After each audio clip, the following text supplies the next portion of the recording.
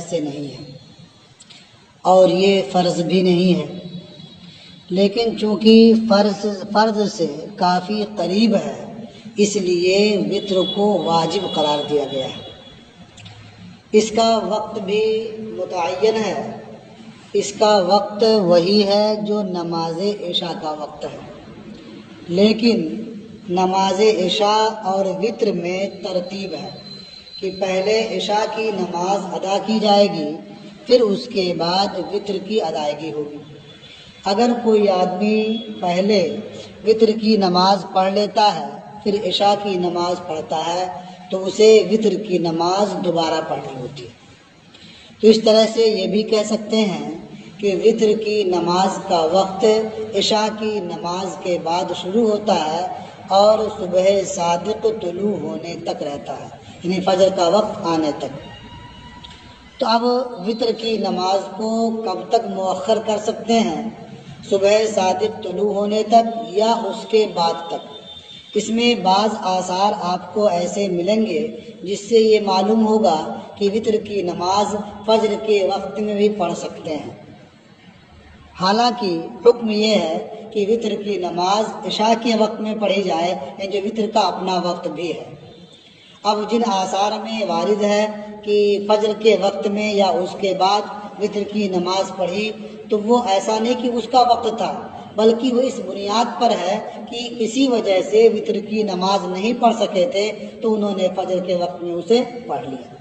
اس سے یہ بھی ظاہر ہوتا ہے کہ وتر یہ سنت یا نفل کی طرح سے نہیں ہے کہ اگر وقت گزر جائے تو اس کی قضا نہیں کرنی ہے، بلکہ جس طرح سے فرض نماز کی قضا کی جاتی ہے اسی طرح سے وتر نماز بھی اگر چھوٹ جائے تو بعد میں اسے پڑھا جائے گا۔ اخبرنا مالک، ہمیں خبر دی مالک نے، اخبرنا عبد الرحمن ابن القاسم، ہمیں خبر دی عبد الرحمن ابن قاسم نے، انہو سمع عبداللہ ابن عامر ابن ربیعہ، کہ انہوں نے عبداللہ ابن عامر ابن ربیعہ کو سنا، یقول، وہ فرماتے ہیں، یعنی عبداللہ ابن عامر ابن ربیعہ یہ فرماتے ہیں، انی لأوتر وانا اسمع الاقامت، یقیناً میں وتر کی نماز ادا کر لیتا ہوں اس حال میں کہ میں اقامت سن رہا ہوتا ہوں، یعنی مسجد میں اقامت ہو رہی ہوتی ہے، اس کی آواز آ رہی ہوتی ہے اور میں وتر کی نماز ادا کر رہا ہوتا ہوں، او بعد الفجر، یا میں وتر کی نماز ادا کرتا ہوں فجر کے بعد، یعنی صبح صادق طلوع ہو جانے کے بعد۔ اس میں راوی کو شک ہوا ہے کہ انہوں نے کیا فرمایا تھا، اس لیے آگے فرما دیا، یشک عبد الرحمن ایا ذالک قال،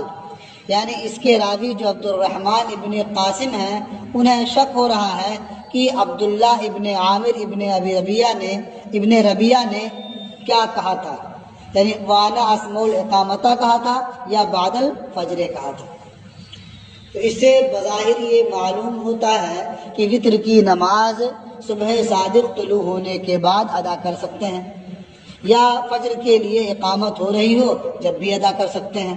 یہ معلوم ہو رہا ہے نا۔ دیکھیے دوسرے حدیث، اخبرنا مالک عن عبد الرحمن، ہمیں خبر دی مالک نے، وہ عبد الرحمن سے روایت کرتے ہیں، انہو سمع اباہ، کہ انہوں نے یعنی عبد الرحمن نے اپنے باپ کو فرماتے ہوئے سنا۔ ان کے باپ کون ہے؟ ابو القاسم ابن محمد۔ تو کیا فرما رہے تھے؟ انی لأوتر بعد الفجر، کہ میں فجر کی نماز کے بعد یا فجر طلوع ہونے کے بعد وتر پڑھ دیتا ہوں۔ انی لأوتر بعد الفجر، میں فجر کے بعد وتر پڑھ لیتا ہوں۔ تو اس سے بھی معلوم ہوتا ہے کہ وتر کی نماز فجر کے بعد پڑھ سکتے ہیں۔ اخبرنا مالک اخبرنا ہشام بن عروہ عن ابیہ عن ابن مسعود، ہمیں خبر دی مالک نے، ہمیں خبر دی ہشام ابن عروہ نے، وہ اپنے والد سے روایت کرتے ہیں، وہ حضرت عبداللہ ابن مسعود سے، انہ کان یقول، کہ حضرت عبداللہ ابن مسعود فرماتے تھے ما ابالی لا اقیمت الصبح وانا اوتر، مجھے کوئی پرواہ نہیں ہوتی ہے اگر صبح کی اقامت ہو جائے اس حال میں کہ میں وتر کی نماز ادا کر رہا ہوں، یعنی میں وتر کی نماز ادا کروں اور ادھر صبح کی اقامت ہو جائے تو اس وقت مجھے کوئی پرواہ نہیں ہوتی ہے، کوئی گھبراہٹ نہیں ہوتی ہے، بلکہ میں اطمینان کے ساتھ وتر کی نماز پڑھ کر کے تب صبح کی نماز میں شامل ہوتا ہوں۔ تو اس سے بھی معلوم ہوا کہ وتر کی نماز فجر کے وقت میں پڑھ سکتے ہیں۔ اچھا، اور دیکھیے اس طرح کے آثار۔ اخبرنا مالک، ہمیں خبر دی مالک نے، اخبرنا عبد الکریم ابن ابی المخارق، ہمیں خبر دی عبد الکریم ابن ابو المخارق نے، ان سعید ابن جبیر عن ابن عباس، وہ سعید ابن جبیر سے روایت کرتے ہیں، وہ حضرت عبداللہ ابن عباس سے، انہو رقد ثم استيقظ، کہ وہ یعنی حضرت عبداللہ ابن عباس سو گئے پھر بیدار ہوئے، فقال لخادمہ انظر ماذا صنع الناس، تو انہوں نے اپنے خادم سے فرمایا دیکھو لوگوں نے کیا کیا، مطلب کیا تھا ان کا، یعنی دیکھو کہ لوگ فجر کی نماز پڑھ چکے یا ابھی نہیں۔ کیوں انہوں نے کہا دیکھنے کے لیے خود نہیں گئے؟ اس کی وجہ وقد ذهب بصره، اور ان کی بینائی جا چکی تھی، یعنی وہ نابینا ہو گئے تھے، اس لیے خود دیکھنے نہیں گئے اور اس لیے وہ جماعت کے لیے مسجد بھی نہیں گئے۔ فذهب ثم رجع، تو خادم گیا پھر واپس لوٹا، فقال قد انصرف الناس من الصبح، اور بتایا کہ لوگ صبح کی نماز پڑھ کر جا چکے ہیں، یعنی لوگ فجر کی نماز پڑھ چکے اور جا چکے ہیں۔ فقام ابن عباس، تو حضرت عبداللہ ابن عباس کھڑے ہوئے، فاوتر ثم صلی الصبح، تو انہوں نے وتر کی نماز ادا فرمائی پھر صبح کی نماز ادا فرمائی۔ تو اس سے بھی معلوم ہوا کہ فجر کے وقت میں وتر کی نماز پڑھ سکتے ہیں۔ ایک اور دیکھیے، اخبرنا مالک اخبرنا یحیی بن سعید،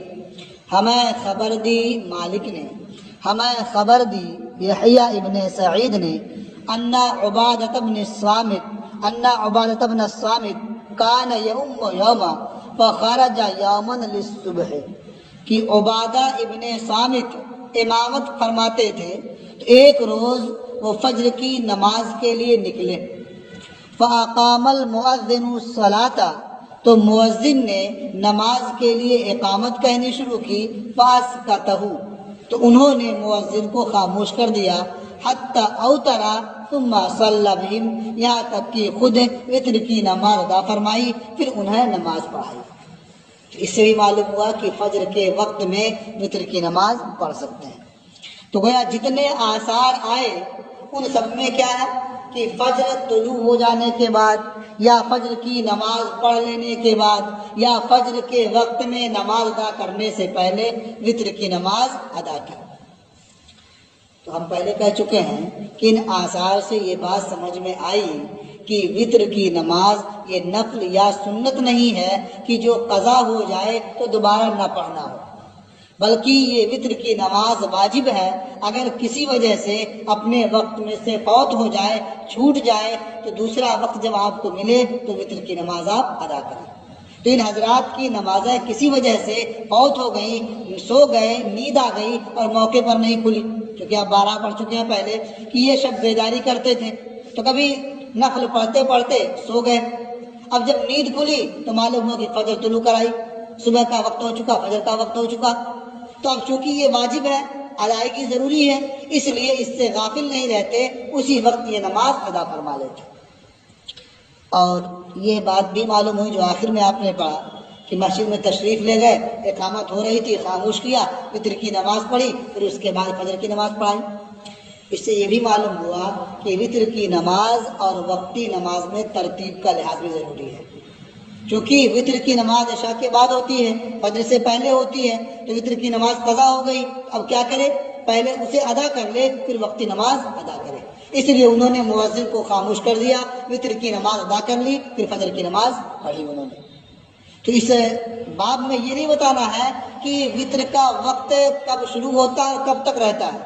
بلکہ یہ بتانا مقصود ہے کہ وطر کی نماز وقت گزر جانے کے بعد بھی پڑھ سکتے ہیں کہ نہیں پڑھ سکتے ہیں. تو وقت کیا گزر گیا اس کا، جب بھی پڑھ سکتے ہیں کیونکہ وہ نماز واجب ہے. قال محمد احب الینا ان یوتر قبل ان یطلع الفجر. امام محمد رحمۃ اللہ علیہ نے فرمایا کہ ہمارے نزدیک محبوب یہ ہے کہ آدمی طلوع فجر سے پہلے وطر کی نماز ادا کرے، یعنی کرے تو آخر شب میں لیکن طلوع فجر سے پہلے. ولا یؤخرہ الی طلوع الفجر، اور وطر کی نماز طلوع فجر تک مؤخر نہ کرے. لیکن اگر ہو جائے کسی وجہ سے، کہتا فَإِن طَلَعَ قَبْلَ أَن يُوتِرَ، تو اگر وطر کی نماز پڑھنے سے پہلے ہی فجر طلوع کر آئے فَلْيُوتِرْ، تو وہ وطر کی نماز ادا کر لے. یعنی یہ نہ سوچے اب تو گزر گیا وقت اب نہ پڑھیں اسے، بلکہ اسے ادا کر لے. وَلَا يَتَعَمَّدُ ذَلِكَ، اور اس کا قصد نہ کرے، یعنی جان بوجھ کر کے وطر کی نماز فجر کے وقت میں نہ پڑھے. وَهُوَ قَوْلُ أَبِي حَنِيفَةَ رَحِمَهُ اللَّهُ، اور یہ امام اعظم ابو حنیفہ رحمۃ اللہ علیہ کا قول ہے. یعنی وطر کا جو وقت ہے اسی وقت میں پڑھے، لیکن اگر کسی وجہ سے فوت ہو جائے تو فجر کے وقت میں اس کی قضا کر لے. یہ باب ختم ہوا. اب ایک باب ہے باب السلام فی الوتر، وطر میں سلام پھیرنے کا باب. ہمارے نزدیک یہ ہے کہ آدمی وطر کی نماز 3 رکعت ادا کرے گا بالکل اسی طرح سے جیسے مغرب کی نماز ادا کرتا ہے. وہی وطر ہے، ادا کرتا ہے اسے. 3 رکعت پڑھنے کے بعد تب سلام پھیرتا ہے. اسی طرح سے عشاء کے بعد جو وطر کی نماز پڑھے گا اس میں بھی 3 رکعت پڑھنے کے بعد تب سلام پھیرے گا. بعض آثار ایسے ملتے ہیں جس سے یہ معلوم ہوتا ہے کہ 2 رکعت پڑھنے کے بعد سلام پھیر دے، پھر اس کے بعد 1 رکعت پڑھے پھر سلام پھیرے، تو اس طرح سے وطر کی نماز ہوگی. تو یہ ہمارے نزدیک نہیں ہے. اور جن بعض آثار میں اس طرح سے وارد ہے اسے اختیار نہیں کیا گیا ہے، کیونکہ یہ حضرت عبداللہ ابن عمر کا ایک اثر ہے. خود ان کا قول اس عمل کے خلاف ہے. یہ سمجھ میں آتا ہے کہ یہ عمل پہلے کا ہوگا اور قول ان کا بعد میں ہوگا، اس لیے اسی کو اختیار کیا جائے گا. کیونکہ شبہ اس بات سے ہوتا ہے کہ حضور 2 رکعت پڑھتے رہتے تھے، پھر اس کے بعد 1 رکعت کے ذریعہ وطر ادا فرما لیتے تھے. تو یہ سمجھ میں آیا کہ وطر خالی 1 ہی رکعت ہے، حالانکہ ایسا نہیں ہے. وطر کی نماز 3 رکعت ہے، 2 کر کے پڑھتے رہتے تھے. جب یہ اندازہ ہوتا کہ فجر طلوع فجر کا وقت قریب آ گیا ہے تو 1 رکعت مزید پڑھتے، 2 رکعت یہ اور 1 رکعت اور 3 رکعت مل کر کے وطر کی نماز ہوتی. اخبرنا مالک، ہمیں خبر دی مالک نے. اخبرنا نافع عن ابن عمر، ہمیں خبر دی نافع نے ابن عمر سے روایت کرتے ہیں انہ کان یسلم فی الوتر بین الرکعتین والرکعت،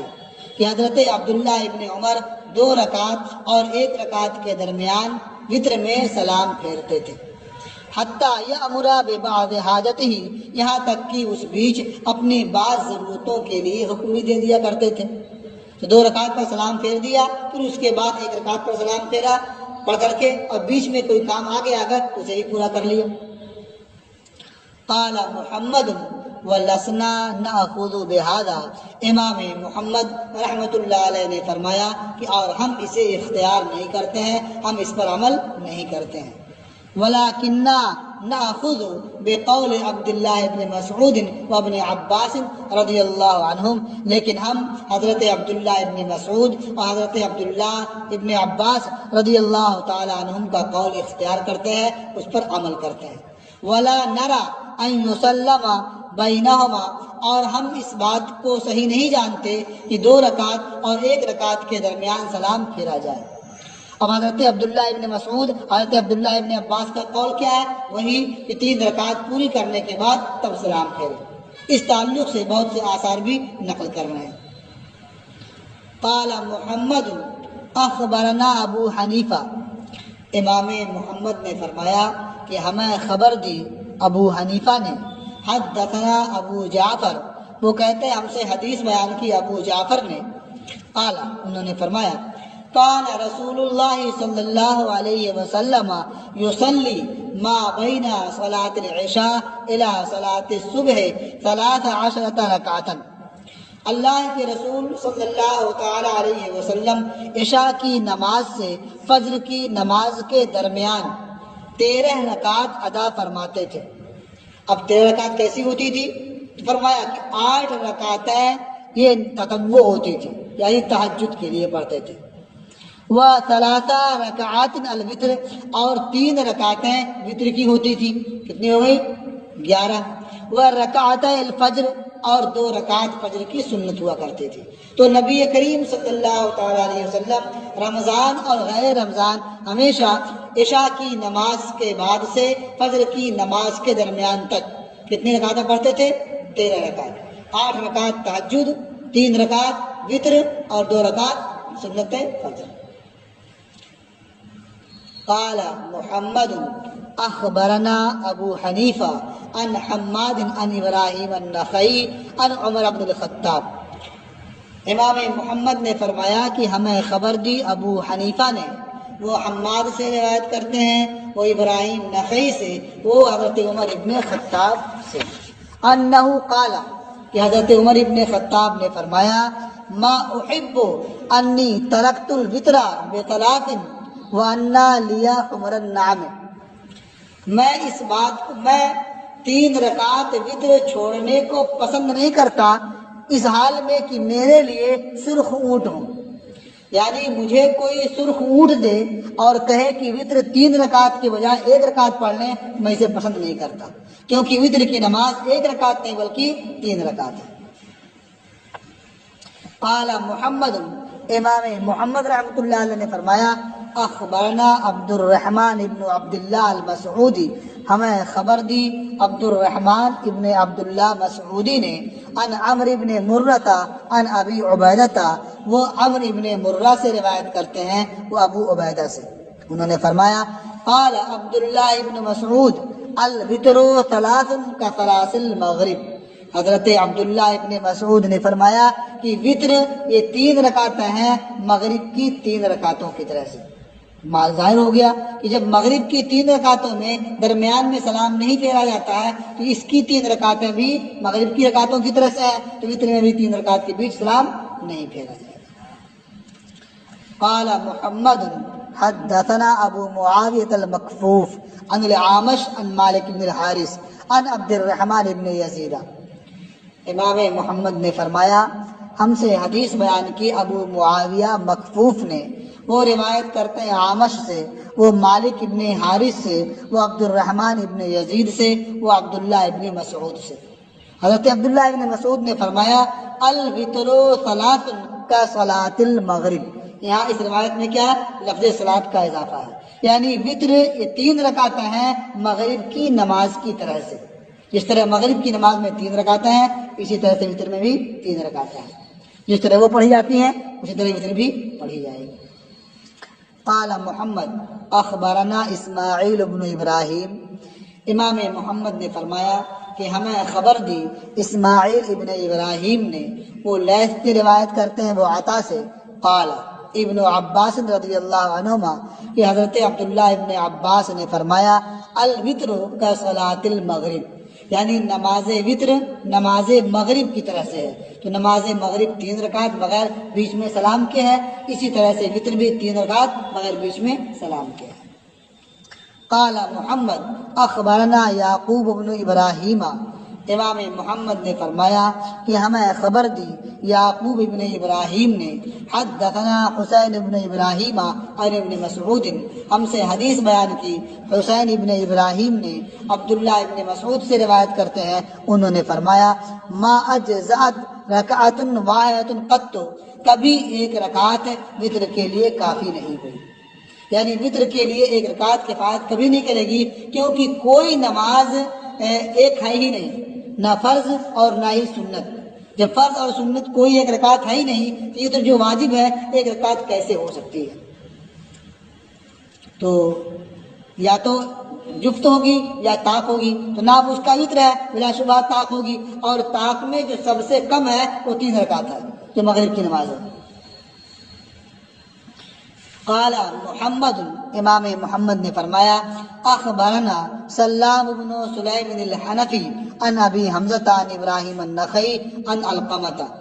ہمیں خبر دی سلام ابن سلیم حنفی نے، وہ ابو حمزہ سے روایت کرتے ہیں، وہ ابراہیم نخعی سے، وہ علقمہ سے، انہوں نے فرمایا اخبرنا عبداللہ ابن مسعود، ہمیں خبر دی حضرت عبداللہ ابن مسعود نے، احون ما یکون الوتر 3 رکعات، سب سے کم جو وتر کی نماز ہوتی ہے وہ 3 رکعت ہے، یعنی 1 رکعت تو کوئی نماز ہی نہیں ہے، 2 رکعت یہ جفت ہے، تو 3 سب سے کم کیا ہوگی؟ 3 ہی ہوگی، وتر جو ہوگی سب سے کم وہ 3 رکعت ہو سکتی ہے، زیادہ اس سے 5 ہوگی، 7 ہوگی، 9 ہوگی، سب سے کم 3 رکعت ہی ہے، اس لیے ہم اسی کو اختیار کرتے ہیں۔ قال محمد اخبرنا سعید بن ابی عروبہ عن قتادہ عن زرارہ بن ابی اوفا عن سعید بن ہشام عن عائشہ